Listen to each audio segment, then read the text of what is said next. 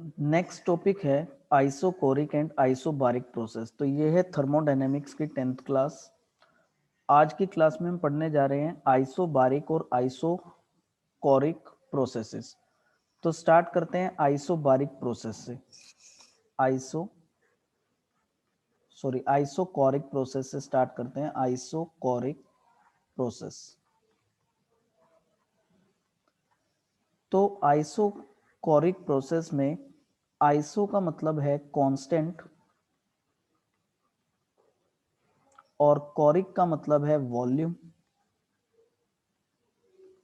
So it is a process in which volume remain constant. It is the process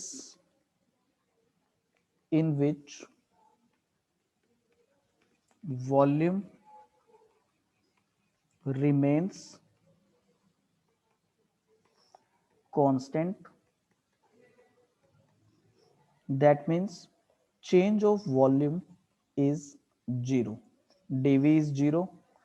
V2 minus V1 is 0. ठीक है। सो अब अगर हम बात करें वर्क डन की, so we know work done during a small change of volume dw is given by pdv। अब क्योंकि यहाँ वॉल्यूम चेंज नहीं हो रहा है तो dv की वैल्यू 0 है, so work done is also 0। सो इस प्रोसेस में वर्क डन बाय गैस और work done on the gas 0 रहता है। अगर इसे हम रिप्रेजेंट करें पीवी ग्राफ से, तो मान लीजिए यहाँ पे P प्रेशर है और ये V वॉल्यूम है और ये हमारा पीवी कर्व है, एक कांस्टेंट लाइन से हम रिप्रेजेंट कर रहे हैं। और यहाँ पर ये पॉइंट है A पॉइंट और ये है B point.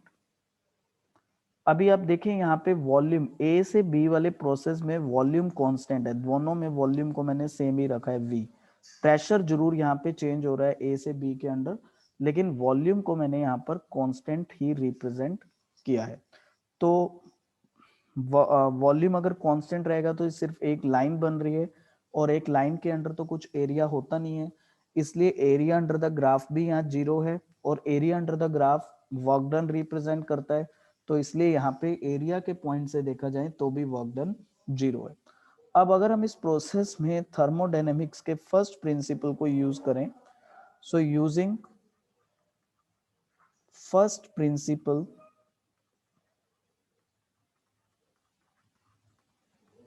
of thermodynamics,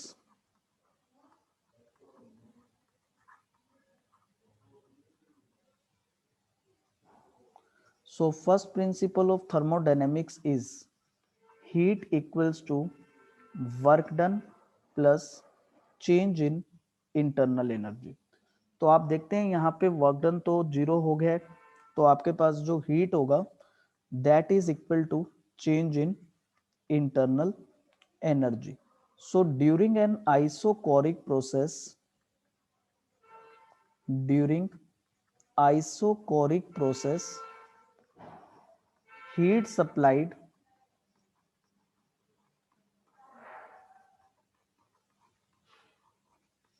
to a gas becomes equals to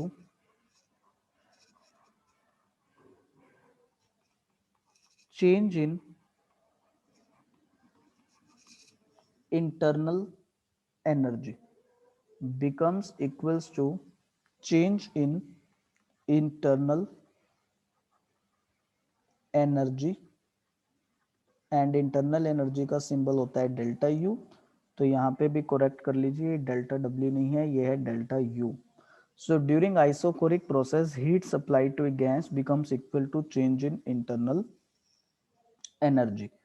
अब अगर आप किसी भी गैस की इंटरनल एनर्जी चेंज करते हैं तो टेम्परेचर भी चेंज होता है। ठीक है, अगर इंटरनल एनर्जी इंक्रीज होती है तो टेम्परेचर भी इंक्रीज होता है। So we can say temperature changes during isochoric process,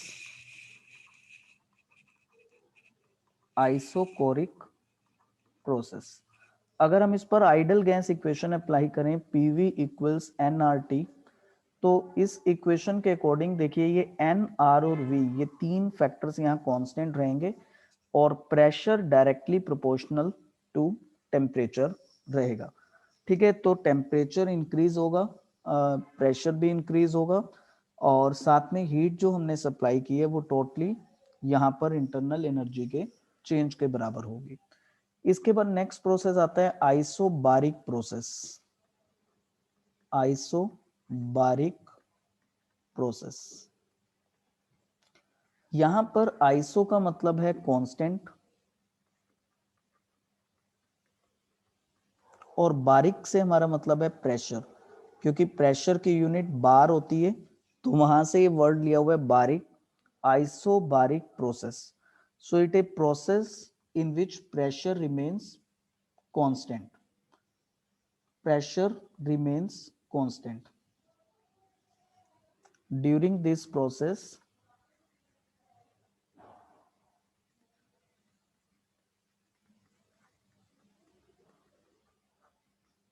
Pressure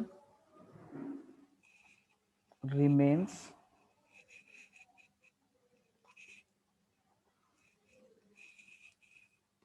constant।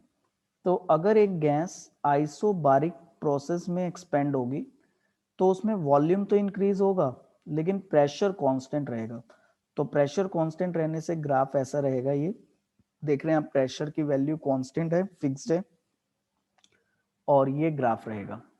अब इस ग्राफ के अंडर ये जो एरिया होगा ये इधर वर्क डन के इक्वल होगा।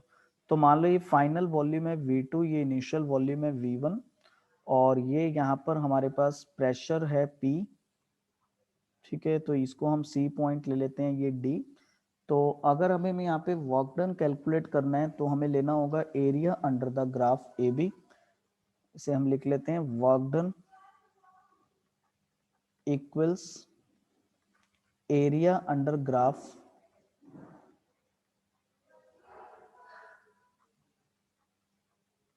AB। So what is area under the graph? It is AB multiplied by AD। AD तो आपके पास यहाँ पे P को रिप्रेजेंट कर रहा है, और AB आपका वॉल्यूम का चेंज है V2 minus V1। So here the work done equals to pressure P multiplied change in volume V2 minus V1।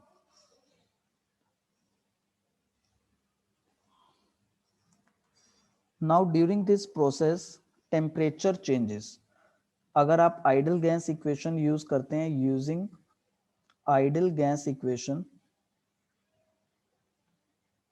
We find PV equals to nRT।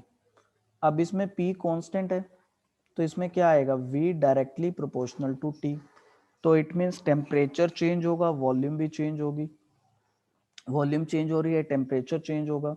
So we can say temperature changes during isobaric process, सिर्फ pressure constant रहेगा इस process में। Temperature changes during isobaric process, और अगर temperature change होता है तो इसके कारण इंटरनल एनर्जी भी चेंज होती है। So internal energy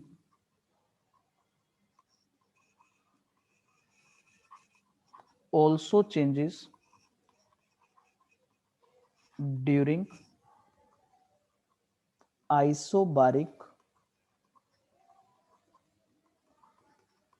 process।